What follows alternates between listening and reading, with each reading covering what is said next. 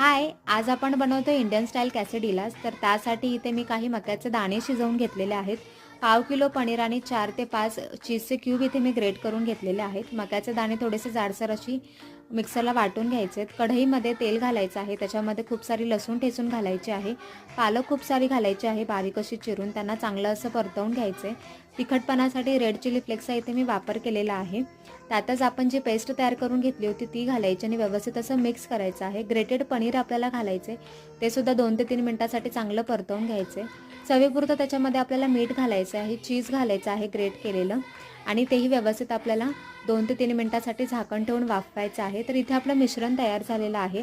Tortillas म्हणून इथे मी वापर केलेला आहे चपात्यांचा, ज्या मी आधीच बनवून ठेवल्या होत्या आणि त्या थोड्याशा कच्च्या अशा भाजून घेतल्या होत्या.